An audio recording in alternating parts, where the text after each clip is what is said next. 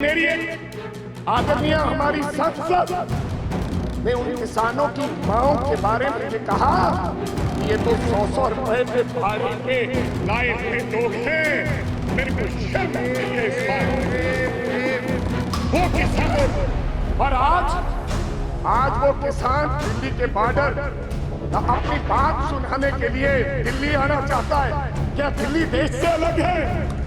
क्या दिल्ली में पंजाब के किसान नहीं आ सकते? हमें हरियाणा के बॉर्डर पर रोककर हमारे पर गोलियां चलाई जा रही हैं। हजारों लोग किसान हमारे वहां पर इंजर्ड हुए और कईयों की मृत्यु हो गई, मौत हो गई। लेकिन सरकार की तरफ से गर्मी है। 45-47 डिग्री में बैठा किसान चीख कर पुकार रहा है कि हमें एमएसपी की लीगल गारंटी दो।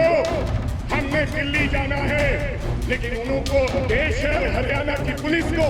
लोक सभा ਦੇ ਵਿੱਚ ਕੰਗਣਾ ਰਣੌਤ ਨੂੰ ਸਿੱਧੇ ਹੋਏ ਰਾਜਾ ਵੜਿੰਗ ਤੇ ਸਿੱਧਾ ਕਹਿ ਦਿੱਤਾ ਕਿ ਇਹ ਕਹਿ ਰਹੇ ਸੀ ਕਿ ਬੀਬੀਆਂ ਟਕੇ ਟਕੇ ਤੇ ਵਿਕ ਕੇ ਆਉਂਦੀਆਂ ਨੇ ਕਿਸਾਨੀ ਅੰਦੋਲਨ। ਤਾਂ ਸਿੱਧਾ ਚੈਲੰਜ ਕੀਤਾ ਗਿਆ ਕਿ ਤੁਹਾਡੀ ਸੰਸਦ ਮੈਂਬਰ ਕਿਸਾਨਾਂ ਦਾ ਜਿਹੜਾ ਵਿਰੋਧ ਕਰਦੀ ਆ ਉਹਨਾਂ ਨੂੰ ਉਲਟਾ ਸਿੱਧਾ ਬੋਲਦੀ ਆ, ਪੰਜਾਬ ਦੇ ਲੋਕਾਂ ਨੂੰ ਉਲਟਾ ਸਿੱਧਾ ਬੋਲਦੀ ਆ ਤੇ ਲੋਕਾਂ ਦੀ ਆਵਾਜ਼ ਕੀ ਚੱਕਣਗੇ। ਕੰਗਣਾ ਰਣੌਤ ਦੇ ਸਾਹਮਣੇ ਹੀ ਰਾਜਾ ਵੜਿੰਗ ਨੇ ਤਿੱਖੇ ਸਵਾਲ खड़े की। और मेरी एक आदरणीय हमारी संसद ने उन किसानों की मांगों के बारे में ये कहा कि ये तो 100-100 रुपए पे भाड़े पे लाए हुए लोग हैं।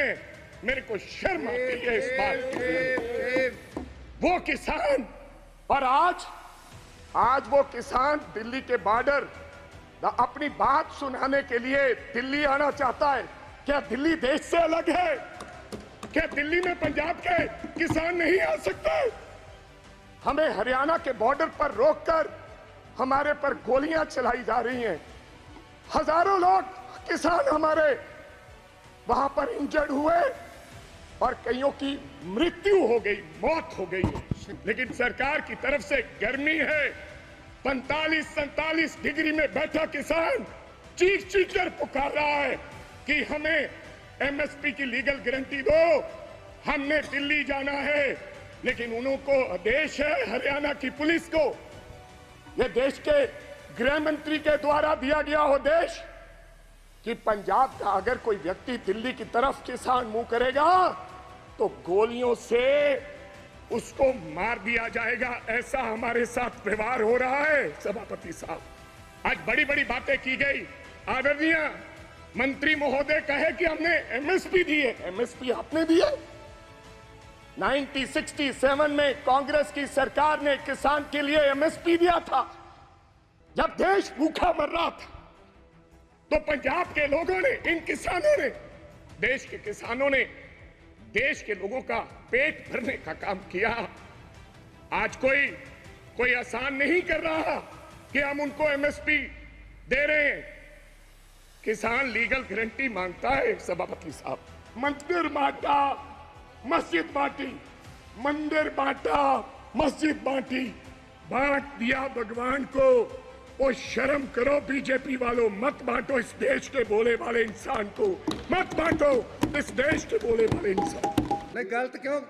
रूडी साहब, थैंक यू। रूडी साहब, आपकी बात मान ली है। Please Amarinder Singh please start. सभापति, मैं थोड़ा धन्यवाद करना चाहना कि तुसी अज मैनू इस सदन विच राष्ट्रपति दे भाषण ते बोलन दा मौका दिता। भाई अब रूडी साहब, मैं उस धरती तो आना है जिस धरती तो जिहड़ी धरती गुरुआं पीरां पैगंबरां दी धरती है, जवानां दी धरती है ते किसानां दी धरती है। ते मैं अपने भाषण देने तो पहला साहिबे कमाल गुरु गोबिंद सिंह जी महाराज जी का वो जिहड़ा दिता फरमान, दे अशिवावर मोहे एहे शुभ कर्म अंते कब हूं ना टरूं हर सो जब जाए लरूं निश्चय कर अपनी जीत करूं। सच्चे पातशाह दा ये फरमान दे नाल मैं अज इस लोक सभा बोलने लगे। सभापति, मैं आपको बताना चाहता हूं, मैंने कहा कि मैं गुरुओं की धरती और जवानों की धरती और किसानों की धरती से आता हूं। जवानों की बात आज हमारे आदरणीय राहुल गांधी ने की है। हालांकि विपक्ष द्वारा उसको घुमाने का काम किया, लेकिन राहुल गांधी ने एक बात कही कि अग्निवीर को शहीद का दर्जा इस देश में मिलना चाहिए। मैं इसलिए कह रहा हूं सभापति साहब, कभी कभी तो मेरे को लगता है कि पंजाब को यह हिंदुस्तान की सरकार भूल गई है। कभी कभी मेरे को यह भी महसूस होता है कि शायद हम हिंदुस्तान के कहीं किसी नक्शे में हैं या नहीं। जिस प्रकार से हमारे सरकार का हमारे पंजाब के लोगों की तरफ व्यवहार है, ऐसा हमें महसूस होता है। मैं आपको बताना चाहता हूं सभापति साहब, जब हिंदुस्तान के देश के प्रधानमंत्री जब लाल किले पर झंडा लहराते हैं, और मैं गर्व से कह सकता हूं कि उस झंडा लहराने में पंजाब के हजारों नौजवान लोगों ने अपनी शहादत दी है। ये अवसर इसलिए प्राप्त हुआ है सभापति साहब। मैं कहना चाहता हूं सभापति साहब, मैं अपने किसान की बात करना चाहता हूं। पिछले 1.5 साल से सभापति साहब, पंजाब का किसान, देश का किसान, आज बड़ी बड़ी बातें की गई। आदरणीय मंत्री महोदय कहे कि हमने एमएसपी दी है। एमएसपी आपने दी है? 1967 में कांग्रेस की सरकार ने किसान के लिए एमएसपी दिया था। जब देश भूखा मर रहा था, तो पंजाब के लोगों ने, इन किसानों ने, देश के किसानों ने देश के लोगों का पेट भरने का काम किया। आज कोई आसान नहीं कर रहा कि हम उनको एमएसपी दे रहे हैं। किसान लीगल गारंटी मांगता है सभापति साहब, एमएसपी की लीगल गारंटी। आपको मैं बताना चाहता हूं, 700 किसान पंजाब का शहीद हुआ। और मेरी एक आदरणीय हमारी सांसद ने उन किसानों की मांओं के बारे में ये कहा कि ये तो 100-100 रुपए पे भाड़े पे लाए हुए लोग हैं। मेरे को शर्म आती है इस बात की। वो किसान, और आज वो किसान दिल्ली के बॉर्डर अपनी बात सुनाने के लिए दिल्ली आना चाहता है। क्या दिल्ली देश से अलग है? क्या दिल्ली में पंजाब के किसान नहीं आ सकते? हमें हरियाणा के बॉर्डर पर रोककर हमारे पर गोलियां चलाई जा रही हैं। हजारों लोग किसान हमारे वहां पर इंजर्ड हुए और कईयों की मृत्यु हो गई, मौत हो गई है। लेकिन सरकार की तरफ से गर्मी है।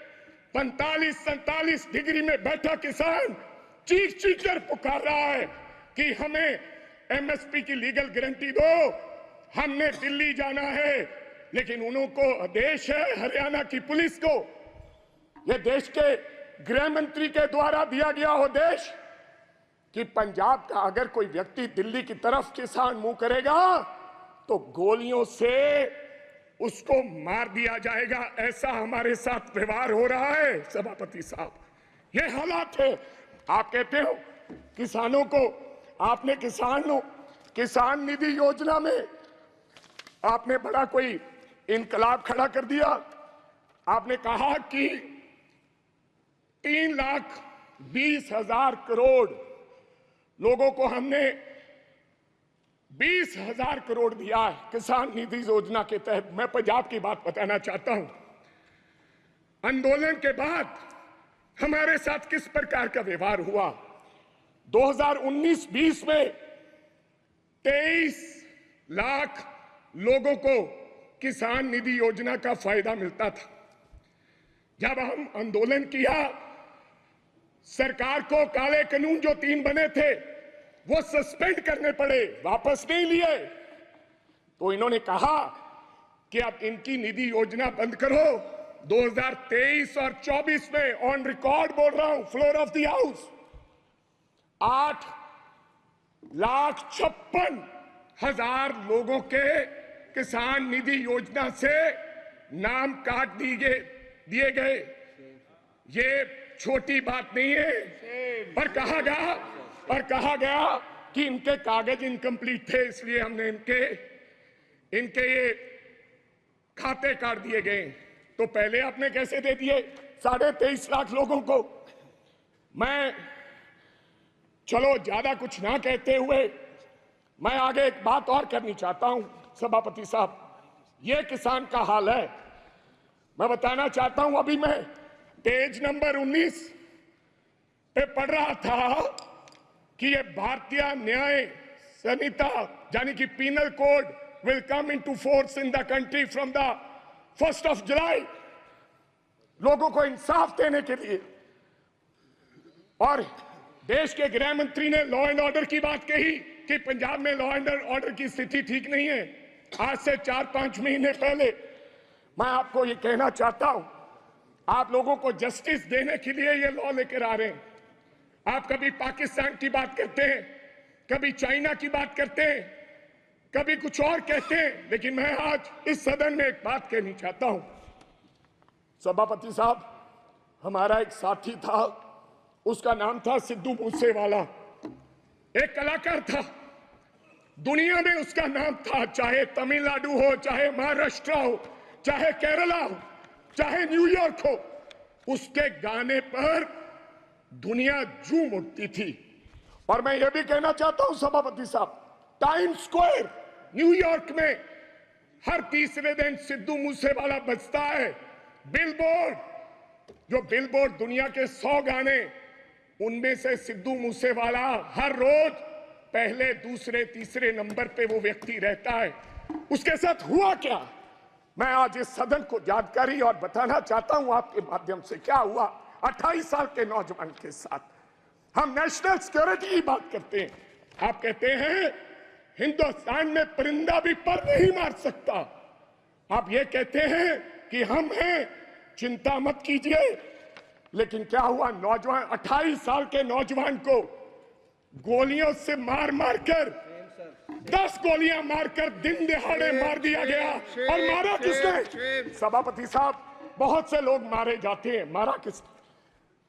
एक तिहाड़ जेल में बैठा एक गैंगस्टर जिसका नाम लॉरेंस बिश्नोई है, उसने मारकर कहा, जेल से इंटरव्यू दिया और कहा मैंने मारा है। अभी तो सिद्धू मूसेवाला मारा है, अभी इसके बाप को भी मरना होगा। जेल से इंटरव्यू दिया। आप नेशनल सिक्योरिटी की बात करते हैं, कब इंसाफ मिलेगा सिद्धू मूसेवाला को? क्या होगा 28 साल का नौजवान जिसकी मां के एक बेटा था, एक, और बिना शादी के ब्याह में हमारे सर पर सेरे बांधे जाते हैं, सेराबंदी होती है, आपके भी होती है। डेड बॉडी पड़ी, डेड बॉडी पर मेरी उस मां ने, सिद्धू मूसेवाले की मां ने फिर सेरा लेकर आए और अपने बेटे के लाश पर सर पर सेरा बांध के उसकी बधाई दी है। ये हालात हैं। आप देश के गृह मंत्री हैं, इंसाफ दिलाएं और जेलों में बैठे ऐसे गैंगस्टर को आप निकाल के उस परिवार को इंसाफ दें। लास्ट बात सर, 1 मिनट में खत्म करूंगा। आप सभापति साहब, मैं तो दसदी लगातार राजा वड़िंग ने सवाल ਜਿਹੜੇ खड़े किए तिखे बाहर किए कि ਜਿਹੜੀ मोदी सरकार आ किसान विरोधी है। किसान ਜਿਹੜੇ लगातार दिल्ली आने के लिए बैठे ने और उन्होंने तकरीबन साल होने वाला, ਜਿਹੜੇ किसान ने फरवरी महीने तो बैठे ने संभूआ खनौरी बार्डर से, उन्होंने अत्याचार होए उदों भी ਤੁਹਾਡੀ कंगना रनौत ने बोलिया सी, पहला 2020 ਵਿੱਚ बोलिया ਤੇ ਹੁਣ ਜੋਗਾ ਗਰਲ ਵੇਲੇ भी बोलिया ਤੇ लगातार पंजाब के लोगों के ਵਿੱਚ फुट पाना चाਹੁੰਦੀ है, जिस करके अजिहे संसद मैंबर ਨੂੰ ਜਿਹੜੀ टिकट तुसी दिती है, चाहे लोगों को तुसी टिकट दे, इसका भी विरोध राजा वड़िंग ने किया ते कंगना रनौत सामने बैठे चुप